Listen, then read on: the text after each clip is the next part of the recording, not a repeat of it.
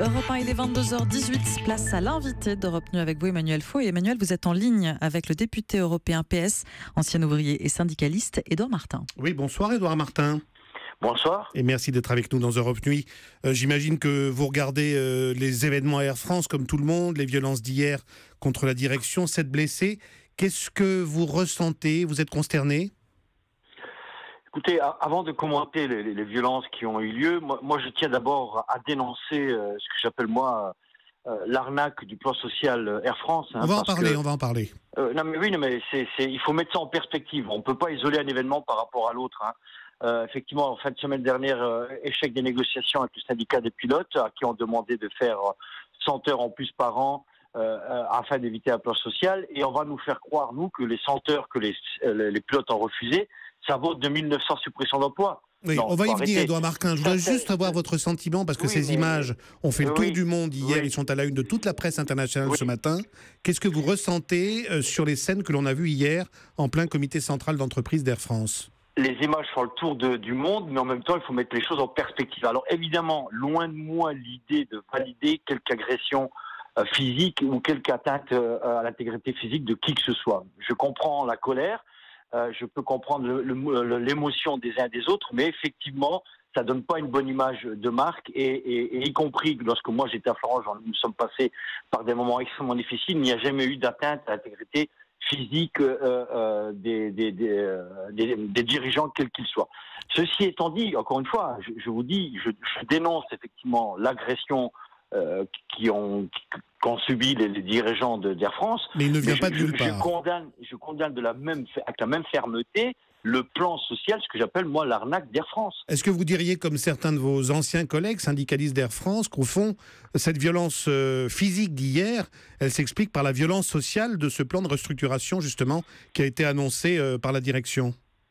Mais bien sûr, j'ai regardé aujourd'hui, parce que vous me posez la question, j'ai regardé de près effectivement les événements d'Air France, et je suis tombé sur une vidéo lorsque des salariés interpellaient les dirigeants dans la salle du CCE, et on voit quasiment avec quel dédain recevaient les arguments de cette pauvre dame ou des salariés qui allaient perdre leur emploi, avec quel dédain ils recevaient les arguments des uns et des autres.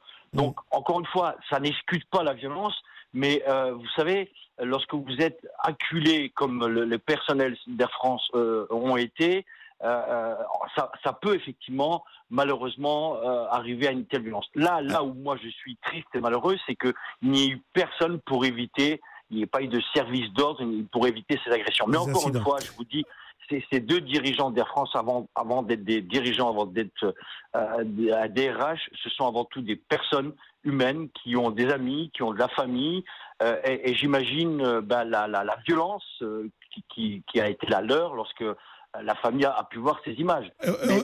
Édouard Martin. Mais condamnons, s'il vous plaît, avec la même fermeté, je vous dis, et je pèse mes mots, le plan social d'Air France, c'est une arnaque. On vous a entendu. Vous qui êtes maintenant député, eurodéputé du PS, donc membre de la majorité actuelle, Édouard Martin, qu'est-ce que vous pensez de ce gouvernement qui donne raison à la direction d'Air France, qui condamne les violences des salariés et qui ne dit pas un mot justement de ces 2900 suppressions d'emplois annoncées? Écoutez, je le regrette. J'ai lu dans la presse les propos qui ont été tenus par le Premier ministre, M. Valls, lorsque il traite ses salariés de voyous. J'aurais aimé qu'il tienne les mêmes propos vis-à-vis de la direction d'Air France, parce que on ne peut pas être jugé parti en même temps. Et encore une fois, oui, il faut condamner les violences, notamment les violences physiques, mais oui, il aurait fallu que M. Valls condamne aussi la sévérité du plan social d'Air France, et qu'on arrête de nous faire croire qu'entre vendredi et hier, ils ont inventé ce plan social le week-end. C'est un coup qui était préparé de longue date. Le plan B, c'était un plan B. On sait qu'il était dans les cartons, ça c'est connu. Non, le plan B, en réalité, c'était le plan A. Ils se sont servis effectivement du refus des pilotes de ligne d'accepter les 100 heures supplémentaires par an pour annoncer un plan drastique de suppression d'emplois, parce qu'effectivement, Air France, comme au niveau européen, comme un peu partout, on court tous malheureusement derrière cette sacro-sainte coût du travail, alors qu'en même temps, le coût du travail, que ce soit à Air France ou dans d'autres entreprises, ça représente entre 10 et 15%. Le coût énergétique, les coûts matières premières, les coûts capital, c'est entre 70 et 80%, mais là, évidemment, personne n'en parle jamais. Comment on sort de cette situation, Édouard Martin, vous qui avez l'expérience douloureuse du bras de fer avec l'État sur Florange, comment on reprend le dialogue au point où on en est aujourd'hui ? Écoutez, moi, si j'étais, mais je ne suis pas à la place de la direction d'Air France, déjà, premièrement, effectivement, je tenterai d'apaiser le climat, c'est-à-dire on reprend tout à zéro.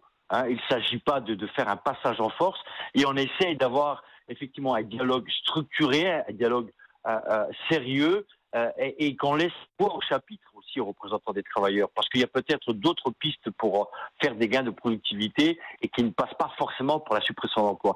Mais ça, il faudrait qu'effectivement que de part et d'autre, il y ait une volonté de construire un dialogue pour qu'on sorte par le haut parce que de toute façon, vu, vous l'avez dit, les images qui tournent à travers le monde, ça discrédite le monde du travail, alors que le monde du travail, ça n'est pas ça, et ça discrédite aussi le dialogue social à la française.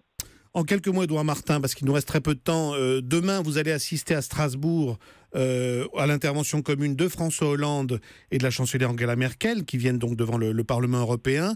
Est-ce que vous pensez que l'Europe est à la hauteur dans cette affaire des migrants, puisqu'il va être question principalement de l'affaire des migrants qui arrivent en Europe ? Non, hélas non. Alors pour le coup, parce que là aussi, il faut s'entendre sur ce qu'on appelle l'Europe. Si on parle des institutions européennes, je rappelle quand même que le Parlement européen, dont je fais partie, nous avons déjà pris position depuis le mois d'avril pour qu'effectivement les États membres de l'Union européenne prennent part à cet effort d'accueil des réfugiés. Je rappelle que ce sont des gens qui fuient la barbarie, qui fuient la guerre, qui fuient les meurtres. Et on voit bien que cette Europe-là, elle a du mal à se construire.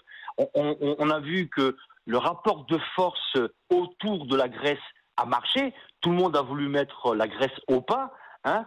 J'aurais aimé et j'aimerais que demain, par exemple, Angela Merkel et M. François Hollande aient la même pugnacité à jouer de cette solidarité indispensable européenne pour accueillir ces pauvres personnes qui fuient la barbarie. On suivra ces deux discours avec vous demain à Strasbourg. Merci beaucoup, Édouard Martin, d'être passé dans Europe Nuit.